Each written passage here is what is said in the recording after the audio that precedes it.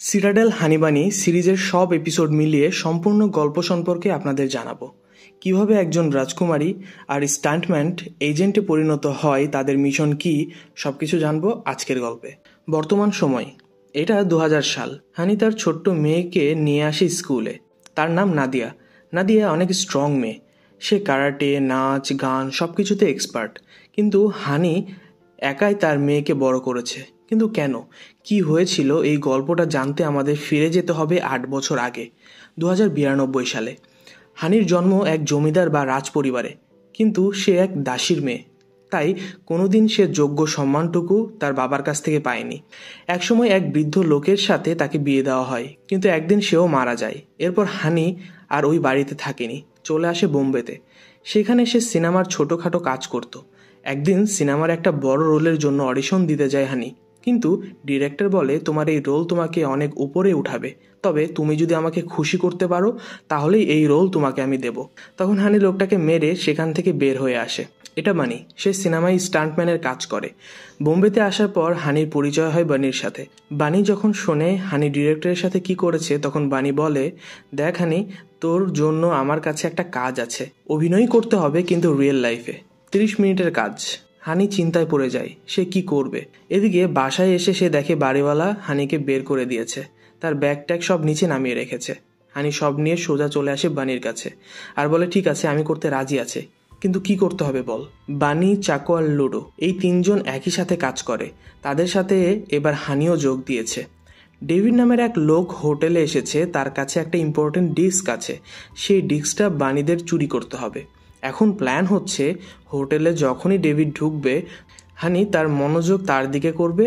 একটা মেয়েকে কান্না করতে দেখে অবশ্যই ডেভিড তার সাথে কিছু সময় কাটাবে, আর এই সুযোগে বানি আর চাকো মিলে সেই ডিস্কটা হোটেল রুমে খুঁজবে। যেই কথা সেই কাজ। হানি যায় আর কান্না করতে থাকে তার পাতানো বয়ফ্রেন্ডের সাথে, ঝগড়াও করতে থাকে। এসব দেখে হানির কাছে আসে ডেভিড আর কথা বলা ট্রাই করে। হানি ডেভিডকে ব্যস্ত করে তোলে। এদিকে বানিরা ডেভিডের রুমে যায়। সেখানে গিয়ে খুঁজতে শুরু করে ডিস্ক, কিন্তু পুরো ঘরে কোথাও তারা ডিস্ক খুঁজে পায় না। এরপর তারা হানিকে বের হয়ে আসতে বলে। হানি ডেভিডকে বুঝিয়ে বের হয়ে চলে আসে। বাইরে আসার পর হানি বলে, তোমরা কি তোমাদের জিনিস পেয়েছো? তখন বানি বলে, না, ওই ডিস্ক রুমে ছিল না, ওইটা শিওর ডেভিডের কাছেই আছে। এটা শুনে হানি বলে, ঠিক আছে, আমি আনতে পারবো, কিন্তু আমাকে বেশি পেমেন্ট করতে হবে। বানি বলে, ওকে, ঠিক আছে। এরপর হানি যায় আবারও ডেভিডের সামনে আর তার রুমে যেতে রাজি হয়। হানি রুমে গিয়ে তার ড্রিঙ্কসে ঘুমের ওষুধ মিশিয়ে দেয় আর ডেভিড অজ্ঞান হয়ে যায়। অজ্ঞান হয়ে পড়লে হানি পকেট থেকে সেই ডিস্ক বের করে নেয়, কিন্তু যখন সে বাইরে বেরিয়ে আসবে তখনই ডেভিড সজাগ হয়ে যায় আর হানিকে মারতে শুরু করে আর বলতে থাকে, কার জন্য কাজ করছিস বল। তখন বানি আসে হানিকে বাঁচাতে। এরপর সবাইকে মেরে তারা সেখান থেকে পালাতে থাকে বাইকে করে। কিছু এজেন্ট আর ডেভিডের লোক সবাই তাদের পিছু করছে। হানি বানি এক বাইকে। কিছু সময় পর একটা গুলি এসে লাগে হানির পায়ে। সে বাইক থেকে পড়ে যায়। হানি অজ্ঞান হয়ে পড়ে ওখানেই। বানি কোনো মতে সেখান থেকে হানিকে নিয়ে পালিয়ে আসে। এরপর বানি আসে গুরুর সাথে দেখা করতে। বানি সহ সবাই তাকে বাবা বলে, আর উনি হচ্ছে এই এজেন্সির পরিচালক। গুরু বলে, বানি, তুমি আমার কথার বিরুদ্ধে গিয়ে এটা কিভাবে করতে পারলে? সাধারণ একটা মেয়েকে কেন প্ল্যানে ঢুকিয়েছ? তুমি জানো না এই প্ল্যান আমাদের জন্য কতটা ইম্পর্টেন্ট? বানি বলে, বাবা, আমি জানি আমি ভুল করেছি, কিন্তু ও কোনো সাধারণ মেয়ে না। যখন আমরা রুমে ডিস্ক পাইনি তখন হানি নিজে রিস্ক নিয়ে সেই ডিস্কটা নিয়ে এসেছে, এবং এমনকি আমাদের কারো নামও প্রকাশ করেনি। আমি চাই ও আমাদের সাথে কাজ করুক। গুরু বলে, ঠিক আছে, একটা চান্স দিচ্ছি, তবে আমাকে প্রমাণ করে দেখাতে হবে সেই কাজের জন্য রেডি আছে। এরপর সবাই মিলে ডিস্কটা ওপেন করে আর সেখানে তারা দেখে সিটাডেল নামের এক প্রাইভেট সংস্থা ডক্টর রাঘুর সাথে কাজ করছে। আর এই সিটাডেল এজেন্সির একটা গোপন মিশন হচ্ছে তলবার। কিন্তু কি এই মিশন তলবার, আর সিটাডেল ডক্টর রঘুর কাছ থেকে কি বা চাই, এটাই হচ্ছে মূল বিষয়। হানির জ্ঞান ফিরলে বলে, বানি, তোর সাথে তো আমার এতদিনের পরিচয়, কই আমাকে তো কিছু বলিসনি। তখন বানি বলে, এসব রিস্কি কাজের কথা কি বলা যায় নাকি কাউকে? আমি স্টান্টম্যান, স্টান্ট করি, এটা আমার শখ। আর আমি ছোট থেকেই অনাথ, কিন্তু আমাকে সেই অনাথ আশ্রম থেকে এনে বড় করেছে বাবা, আর তার জন্য আমি কাজ করছি। তার জন্য আমি জীবন দিতেও পারি, নিতেও পারি। তখন হানি বলে, তুই যা করছিস এটা কি ভালোর জন্য করছিস নাকি খারাপের জন্য করছিস? বানি বলে, আমার কাছে আমার দৃষ্টিকোণ থেকে এটা ভালো। তখন হানি বলে, ঠিক আছে, আমিও এই টিমে যোগ দিতে চাই। এরপর থেকেই বানি হানিকে ট্রেন করতে থাকে। ফাইট, চাকু চালানো, গান চালানো, ফোনের মধ্যে ট্র্যাকার লাগানো, নিজের চেয়ে বড় কোনো ব্যক্তির সাথে লড়াই করার টেকনিক সব কিছু বানি শিখাতে থাকে হানিকে। হানি আস্তে আস্তে ইমপ্রুভ করতে থাকে। এদিকে দুজনে একই সাথেই থাকতো। দুজনের একটা ফেভারিট মুভি ছিল, যে মুভিতে দুজনে একই সাথে কাজ করেছিল। মাঝে মাঝেই দুজনে সেই মুভির সিনগুলো দেখতো আর উপভোগ করত। আস্তে আস্তে দুজনের মধ্যে একটা ভালো বন্ডিং তৈরি হয়, ফ্রেন্ডশিপ ভালোবাসায় পরিণত হয়। কয়েকদিন পর হানি আসে গুরুর সামনে। গুরু বলে, এই কাজে আমি মেয়েদের ইনভলভ করি না, কারণ মেয়েরা হচ্ছে দুর্বলতা। হানি বলে, স্যার আমি আপনাকে নিরাশ করব না। এরপর শুরু হয় মিশন। হানি যায় একটা ইভেন্টে, সেখানে ডক্টর রাঘুও ছিল। হানি ডক্টর রাঘুর ওয়াইফের মতো সেজেছে, ছোট চুল, শাড়ি। সুযোগ বুঝে ডক্টর রাঘুর সাথে হানি কথাও বলে, আর ডক্টর বলে, তোমাকে দেখতে একদম আমার ওয়াইফের মতো। যদিও আমরা একসাথে খুব কম সময়ই ছিলাম, তারপরে এখনও সে আমার স্মৃতিতে আছে। সুযোগ বুঝে হানি একটা ট্র্যাকার লাগিয়ে দেয় ডক্টর রাঘুর ড্রেসে।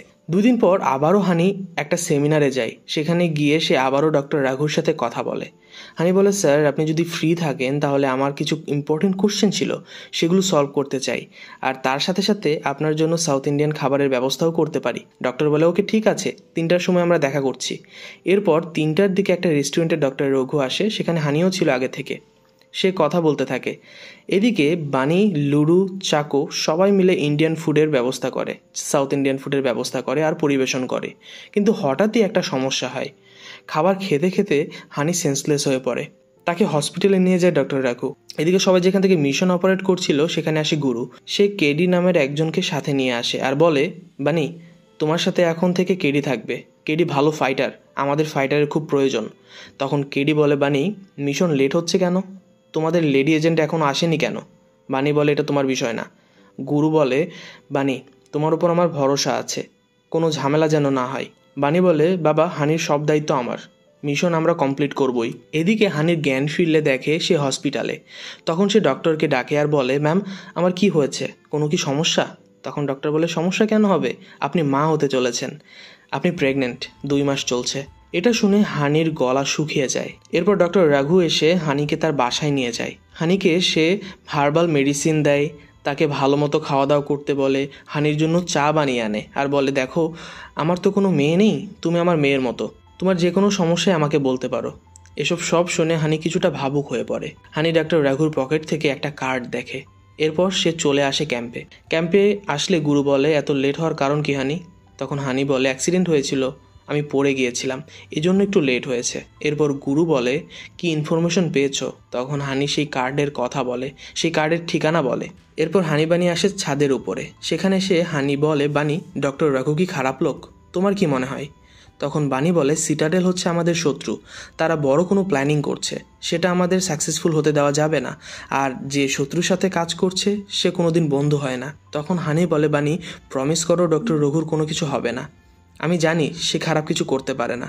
আর তখনই হানি তার প্রেগনেন্সির কথা বলতে যাবে, আর বানি বলে, হানি আমাকে এভাবে অন্যমনস্ক করে ফেলো না, আমাকে মিশনটা কমপ্লিট করতে দাও। হানি তখন আর কিছু বলে না। সবাই যে যার পজিশনে চলে যায়। ডক্টর রাঘু আজ একটা আর্ট গ্যালারিতে যাবে, সেখানে সে একজনের সাথে দেখা করবে। যখন ডক্টর রাঘু ভেতরে ঢোকে তখন একজন এসে রাঘুকে বলে, ডক্টর আমি জানি আপনি ভালো কোনো কাজে ব্যবহার করবেন এই প্রযুক্তি, এই টেকনোলজি। আর্মাডা আপনাকে আমি দিচ্ছি। এটা এমন একটা টেকনোলজি যা দিয়ে স্যাটেলাইটের মাধ্যমে ওয়েপন কন্ট্রোল করা যাবে। মূলত এটা ওয়েপন কন্ট্রোলিং প্রোগ্রাম। এটা যার কাছে থাকবে সে সবচেয়ে পাওয়ারফুল পার্সন হবে। এরপর ডক্টর রাঘু সেই আর্মাডাকে নিয়ে গ্যালারির বাইরে থেকে বেরিয়ে আসে, আর সেখান থেকে বানির কাজ শুরু হয়। বানি বলে, আমি আর্মাডা নিয়ে আসছি, সবাই যে যার জায়গায় থাকো। এরপর বানি ভিড়ের মধ্যে ডক্টর রাঘুর পিঠে বন্দুক ধরে আর তাকে মেট্রো স্টেশনের দিকে নিয়ে যায়। এদিকে সিটাডেলের লোকরা হঠাৎ হারিয়ে ফেলে ডক্টর রাঘুকে। তারা খুঁজতে শুরু করে রাঘুকে। এক সময় বানির পেছনে আসে তারা, কিন্তু বানি ততক্ষণে ট্রেনে উঠে পড়েছে। এরপর বানি ডক্টরের কাছ থেকে সেই আর্মাডা নিয়ে নেয় আর পরের স্টেশনে নেমে যায়, তাকে ছেড়েও দেয়। কিন্তু এখানে ঘটে বিপদ। গুরু বলে, বানি ফিনিশ করে ফেলো মিশন, ডক্টরকে মেরে ফেলো। বানি বলে, বাবা আর্মাডা তো আমার কাছে আছে, মারার কি দরকার? কিন্তু গুরু বলে, বানি কাজ শেষ করে ফিরবা। শেষে বানি আবার ওই স্টেশনে যায় আর মেরে ফেলে ডক্টর রাঘুকে। এরপর গুরুকে এসে আর্মাডা দেয় বানি আর ছাদের উপরে যায়। সেখানে হানি বলে, বানি তুমি একটা খুনি, তুমি এটা কি করে করতে পারলা? তোমাকে আমি বলেছিলাম সে ভালো মানুষ। আমি এখানে আছি শুধুমাত্র তোমার জন্য, আমাদের ভবিষ্যতের কথা ভেবে আছি এখানে, তবে এবার আমাকে ভাবতে হবে। আমাদের ভবিষ্যৎ নিয়ে চিন্তা করতে হবে। সেখান থেকে হানি চলে যায় আর সোজা চলে আসে সিটাডেল এজেন্সিতে। শান তাকে গুলি করতে যাবে, ঠিক তখনই জুনি বলে, কি বলতে চাও বলো। তখন হানি বলে, আমি হেল্প করব আপনাদের আর্মাডাকে ফেরত পেতে। তখন জুনি বলে, তোমাদের ব্রেন ওয়াশ করা হয়েছে। আমরা আর্মাডাকে সেফ রাখতে চেয়েছি, যেন সেটা কোনো টেররিস্টের হাতে না পারে, বিশেষ করে গুরুর হাতে তো কোনোদিনই না। আর এই মিশনের নামই ছিল মিশন তালভার। এরপর হানি পায়ে একটা ট্র্যাকার লাগিয়ে নেয় আর চলে আসে ক্যাম্পে। এরপর সবাই সেই ক্যাম্প থেকে গুছিয়ে বের হতে থাকে। হানি, বানি আর গুরু এক গাড়িতে, বাকিরা সব আলাদা আলাদা গাড়িতে করে বেরিয়ে পড়ে। কিছু দূর যেতেই তারা দেখে তাদের পিছনে কিছু গাড়ি তাদেরকে ফলো করছে। কিছু বুঝে ওঠার আগেই হঠাৎ তাদের উপর আক্রমণ হয়। সিটাডেলের লোকজনরা তাদেরকে অ্যাটাক করে। এরপর বানি আর গুরু তাদের থেকে বাঁচতে থাকে আর হানি পালাতে শুরু করে। সে আর্মাডা গাড়ির মধ্যে থেকে নিয়ে পালিয়ে যাচ্ছিল। বানি হানির পেছনে যায় আর বন্দুক উঠিয়ে ধরে আর বলে, হানি, এমন বিশ্বাসঘাতকতা কেন করলে? হানি বলে, আমি শেষ পর্যন্ত তোমার সাথেই ছিলাম, কিন্তু এই আর্মাডা গুরুর হাতে গেলে সে সব কিছু শেষ করে ফেলবে। তুমি মারতে চাইলে আমাকে মারতে পারো, কিন্তু মনে রেখো তুমি আমাদের দুজনকে মেরে ফেলবা। বানি বুঝতে পারে হানি প্রেগন্যান্ট। এরপর সে হানিকে যেতে দেয়। হানি একটা গাড়িতে, লাল গাড়িতে করে পালিয়ে যেতে থাকে, কিন্তু সেখানে কেডি চলে আসে আর সে গাড়িটাকে লক্ষ্য করে গুলি করতে থাকে। আর হঠাৎই গাড়ির ট্যাঙ্কে আগুন লেগে যায়। আর এইটা দেখে বানি কেডিকে গুলি করে। সেই গুলি কেডির পায়ে আর হাতে লাগে। গুরু এই সব কিছু দেখে হানির সাথে আর্মাডাও শেষ হয়ে গেছে। গুরুর এতদিনের প্ল্যানিং বিফলে চলে যায়। এই ঘটনার পর গুরুকে জেলে রাখা হয়। বানি, চাকু আর লুডো চলে যায় ইন্ডিয়াতে। কেডি বেঁচে আছে কোনো মতে। 1992 সালের ঘটনা ছিল এটা। সবাই জানে হানি আর বেঁচে নেই, কিন্তু হানি সেদিন মারা যায়নি। সে গাড়ি থেকে লাফ দিয়ে বেরিয়ে পড়েছিল। 8 বছর পর গুরু জেল থেকে মুক্ত হয়েছে। গুরুর কাছে এখন ইনফরমেশন আছে কেউ হানিকে দেখেছে জীবিত, আর তার সাথে তার একটা মেয়েও আছে। তারা গ্রামে থাকে। এজন্যই হানিকে উঠিয়ে আনার জন্য সে লোক পাঠায়। কেডিকে এই কাজের দায়িত্ব দেওয়া হয়। কেডিকে ইনচার্জ করা হয়। নাদিয়াকে স্কুলে রেখে আসার পর হানিকে হঠাৎ উঠিয়ে নেয় কেডির লোকেরা। তখন হানি নাদিয়াকে গাড়ির মধ্যে থেকে লুকিয়ে একটা টেক্সট করে পেজার ফোনের মাধ্যমে। নাদিয়া তখন স্কুল থেকে বের হয়ে যায় সিনেমা হলে। সেখানে সে অনেকটা সময় কাটায়। এরপর সে ভি আঙ্কেলের বাসায় যায়। এদিকে হানি গাড়ির মধ্যে থেকে নিজেকে মুক্ত করে, সবাইকে মেরে সেখান থেকে পালিয়ে যায়। হানি রাস্তায় একটা গাড়ি নেয় একজনের কাছ থেকে বন্দুক দেখিয়ে, আর সে বাসার দিকে আসতে থাকে। কিন্তু নাদিয়া যে বাসাতে আছে সেখানে কেডির লোকেরা আসে। তারা ভিকে মেরে ফেলে। রুমের ভিতরে ঢুকবে, কিন্তু নাদিয়া জানালা দিয়ে বের হয়ে রাস্তায় চলে আসে। হানিকে সে SMS করে দেয় সে মিষ্টির দোকানের কাছে আছে। এরপর হানি সেখানে আসে আর নাদিয়াকে কোলে নেয় আর বলে, নাদিয়া, আমাদের পেছনে খারাপ কিছু লোক এসেছে, আমাদের এখন এখান থেকে লুকিয়ে পড়তে হবে। এরপর নাদিয়াকে নিয়ে হানি আসে তার গোপন আস্তানায়। একদিন বানি জানতে পারে গুরু জেল থেকে বের হয়েছে আর সে হানিকে খুঁজছে। হানির একটা মেয়েও আছে নাকি। এটা শুনে বানি চাকুকে ডাকে আর লুডোকেও বলে, বাবার যে গোপন ফাইলগুলো আছে সেটা আমাকে পাঠা। তারা কি প্ল্যান করছে আমার জানতে হবে, আর কোথায় হানি আছে সেটা খুঁজে বের করতে হবে। যদি হানি সত্যি বেঁচে থাকে তাহলে তাকে বাঁচাতে হবে, এটা আমার দায়িত্ব। আগের বারের মতো আমি ভুল করতে পারবো না, কোনোভাবেই সেই ভুল আর করব না। এরপর লুডু সেই ফাইলগুলোকে হ্যাক করে নেয় আর 3 জনে মিলে আবারও একসাথে হয়ে কাজ শুরু করে। এবারের মিশন হানিকে খুঁজে বের করতে হবে। তারা বাবার ডাটা থেকে জানতে পারে সবাইকে একটা লোকেশন সেন্ড করা হয়েছে। বানি বুঝতে পারে এটা হানিরই লোকেশন। বানি আর চাকু গাড়ি নিয়ে রওনা দেয়, কিন্তু তাদের আগে সেই গোপন আস্তানায় কেডির লোকেরা পৌঁছে যায়। হানি বুঝতে পারে তার উপর অ্যাটাক হতে চলেছে। সে নাদিয়াকে একটা ট্রাঙ্কের মধ্যে লুকিয়ে রাখে। সে তার গুলি, বন্দুক, অস্ত্র নিয়ে রেডি হয়ে যায়। প্রথমেই স্নাইপার দিয়ে সে শ্যুট করে। এরপর হানির সামনে যেই আসতে থাকে তাকেই সে ফায়ার করতে থাকে। নাদিয়া একটা সময় বের হয়ে আসে। সে দেখে তার মা ফাইট করছে। হানি বলে, নাদিয়া, তুমি বাইরে এসেছো কেন? এরপর হঠাৎই হানির পেটে একটা গুলি এসে লাগে, কিন্তু তারপরেও হানি থামেনি। সে সবাইকে মেরে নাদিয়াকে নিয়ে সেখান থেকে পালিয়ে যায় গাড়িতে করে। কিছু সময় পর সেখানে বানি আসে আর দেখে পুরো ঘরের অবস্থা খারাপ, অনেকে মরে পড়ে আছে। ঘর থেকে বানি একটা ব্যাগ নেয় আর গাড়িতে করে চলে আসে। সেই ব্যাগের মধ্যে একটা ডায়েরি ছিল, সেখানে নাদিয়া আর হানির ছবি ছিল। বানি প্রথমবারের মতো তার মেয়েকে দেখে। এদিকে হানি আর নাদিয়া আসে সেই প্রাসাদে যেখানে হানি বড় হয়েছে, অর্থাৎ তার বাবার বাড়ি। সেখানে আসলে হানির সৎ ভাই অর্থাৎ হানির বাবার বৈধ ছেলে বলে, হানি, তুমি এখানে আসো শুধুমাত্র তখনই যখন তুমি বিপদে পড়ো, তাই আমি চাই তুমি এখানেই থাকো, নাদিয়া এখানেই বড় হোক। আমি আমার বাবার মতো না, আমি তোমাকে আমার নিজের বোনই ভাবি। হানি বলে, ভাইয়া আমি জানি আপনি কেমন। আমি ঝামেলা মিটে গেলে এখান থেকে চলে যাব, কয়েকটা দিনেরই ব্যাপার। এদিকে নাদিয়া বলে, হানি তুমি আমাকে কখনো আমার বাবার ব্যাপারেতে বলনি, তুমি ফাইট করতে পারো এটাও বলনি, আমাকে সব কিছু মিথ্যা বলেছ, আমি রাগ করেছি তোমার ওপরে। হানি বলে, নাদিয়া এই ফাইট আমি তোমার বাবার কাছ থেকেই শিখেছি, আর আমরা দুজনেই এজেন্ট ছিলাম। আবার তার আগে আমরা দুজনে একসাথে সিনেমাতেও কাজ করেছি। এরপর নাদিয়াকে হানি সেই মুভির ডিস্কটা দেয় যেখানে হানি আর বানি একসাথে কাজ করেছিল। নাদিয়া বারবার দেখতে থাকে মুভির ক্লিপগুলো, কিন্তু তার বাবার চেহারা সে কোনোভাবেই দেখতে পায় না। এদিকে হানির কাছেই আছে সেই আর্মাডা। সে সিটাডেলে ফোন দেয় আর বলে, আমার কাছে আর্মাডা আছে, কিন্তু আমি আমার সেফটি চাই, আমার মেয়ের সেফটি চাই। বানি, চাকো আর লুডো মিলে সিটাডেলের ফোন ট্র্যাপ করেছিল, আর তারা জানতে পারে হানি কোথায় যেতে চলেছে। হানি নাদিয়াকে বলে, নাদিয়া তুমি থাকো এখানে, আমি খুব জলদি ফিরে আসব। নাদিয়া বলে, বাবার মতো আমাকে রেখে হারিয়ে যাও না প্লিজ। হানি বলে, নাদিয়া তোমার জন্য আমি অবশ্যই ফিরে আসবো, আমাকে আসতেই হবে। হানি বেরিয়ে পড়ে। সে ওই জায়গাতে পৌঁছায় যেখানে সিটাডেলের এজেন্টের সাথে তার দেখা করার কথা ছিল। হানি সেখানে পৌঁছে তার পিছে এসে দাঁড়ায় বানি। 8 বছর পর দুজনে মুখোমুখি, কিন্তু হানি বানিকে মারতে যায়। বানি বলে, হানি তুমি যা করতে যাচ্ছ এটা একটা ট্র্যাপ, তুমি সব কিছু ভুল করছো। হানি বলে, তোমাকে আমি কেন বিশ্বাস করব, তুমি তো তোমার বাবার অনুগত ছিলা। এরপর কোনোভাবে বানি হানিকে মানায় আর সেখান থেকে নিয়ে যায় হানিকে। বানি বলে, হানি বাবা জেল থেকে বের হয়েছে আর তাকে হেল্প করছে সিটাডেলের একজন এজেন্ট, আর সে আর কেউ না, জুনি।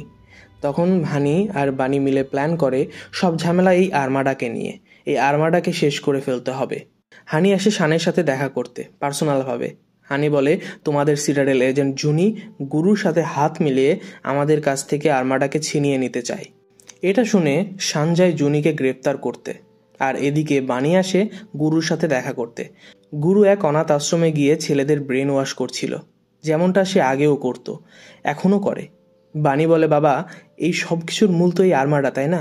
তখন বানি গুরুর সামনে আর্মাডাকে গুলি করে নষ্ট করে দেয়। গুরু বলে, এটা কি করলা বানি?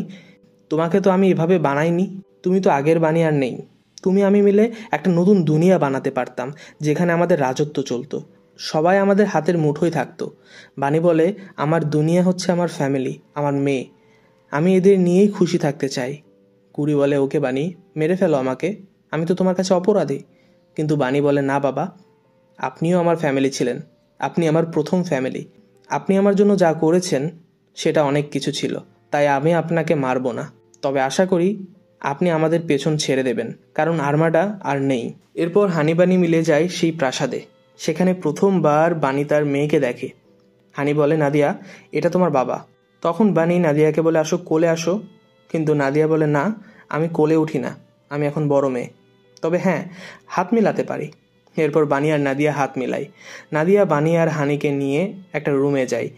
সে সেই মুভির ডিস্কটা চালায় আর বলে, তোমরা এই মুভিতে একসাথে আছো, এটা আমার অনেক প্রিয়, আমার এই মুভির সব কিছু মুখস্থ আছে, কোথায় কোথায় হানি কোথায় কোথায় বানি আছে সবটা আমি জানি। এদিকে গুরু ফোন দেয় কেডিকে আর বলে মিশন ডিসমিস করতে, কিন্তু কেডি নাছোড়বান্দা, সে যে মিশনে নেমেছে সেটা সে কমপ্লিট করবেই। তাই কেডি তার দল নিয়ে সেই প্রাসাদের দিকে যেতে শুরু করে। লুডো ফোন দিয়ে বানিকে জানায় কেডি তাদের দিকেই আসছে। এরপর নাদিয়াকে জড়িয়ে ধরে বানি বলে, নাদিয়া আমরা একসাথে সব কিছু করবো যেটা আমরা গত 8 বছরে করতে পারিনি, একদম স্বাভাবিক জীবনযাপন করব, কিন্তু লাস্টবারের মতো হানি আর বানিকে একসাথে একটা ফাইট করতে হবে, তুমি লুকিয়ে থাকবা। হানি তার ভাইয়াকে বলে, আপনি নাদিয়াকে নিয়ে লুকিয়ে পড়ুন। এরপর হানি বানি দুজনে রেডি হয়ে যায়, আর কেডির লোকেরা আসলে তাদের সাথে ফাইট করতে থাকে। মারাত্মক ফাইট চলছে, সব দিক থেকে আক্রমণ হচ্ছে। এক পর্যায়ে বানি বলে, আমাদের এখান থেকে বের হতে হবে। এরপর বানি আর হানি নাদিয়াকে নিয়ে ওই প্রাসাদ থেকে বের হয়ে যায় গাড়িতে করে। এরপর তারা একটা রাস্তায় এসে দাঁড়ায়, তাদের সামনে অনেকগুলো গাড়ি আসছে। তখন বানি নেমে যায় আর হানিকে বলে, তুমি নাদিয়াকে নিয়ে ঘাটে পৌঁছাও আর ট্রলারে ওঠো, আমি আসছি। এই বলে বানি সেখানে থেকে যায় আর হানি আর নাদিয়াকে পাঠিয়ে দেয়।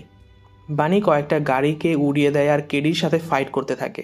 ফাইটের এক পর্যায়ে যখন দুজনেই আহত অবস্থায় পড়ে যায়, তখন বানি বলে, কেডি তুই আর আমি কিছুটা একই রকম, যে বাবাকে আমরা চিনি সে শুধু আমাদের ইউজ করেছে, তোকে ইউজ করেছে, সে তার স্বার্থ লাভের জন্য আমাদের দিয়ে মার্ডার করিয়েছে। বানি নেই তাই সে কেডিকে তার নিজের ছেলে বানিয়েছে, কালকে কেডি থাকবে না, সে অন্য কাউকে তার নিজের ছেলে বানাবে, এভাবেই সে কাজ চালিয়ে যাবে। এসব শুনে কেডি বলে, বানি তুই পালিয়ে যা। যদি তুই ফ্যামিলিকে আবার দেখতে চাস তাহলে এখান থেকে চলে যা। এবার শুধু গুরুর লোক না, জুনির লোকেরাও আসবে। বানি উঠে দাঁড়ায় কিন্তু পালায় না। সে বন্দুক হাতে নিয়ে সেই গাড়িগুলোর সামনে দাঁড়ায়, কারণ এভাবে পালিয়ে আর কতদিন। হানি আর তার মেয়েকে নিয়ে সে পালিয়ে পালিয়ে থাকতে পারবে না।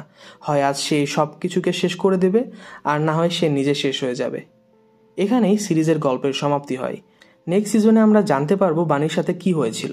তবে আমার ধারণা বানির সাথে কেডি আর হানি এসেও যোগ দিয়েছিল। তারা তিনজনে মিলে সবাইকে সেখানে শেষ করে সেখান থেকে বের হতে পেরেছিল। আমি অনেক সংক্ষেপে বলার চেষ্টা করেছি, অনেক কিছু স্কিপ করে। ভুল ত্রুটি ক্ষমাসূচক দৃষ্টিতে দেখবেন। ভালো থাকবেন। দেখা হচ্ছে নতুন কোনো গল্প নিয়ে। ধন্যবাদ।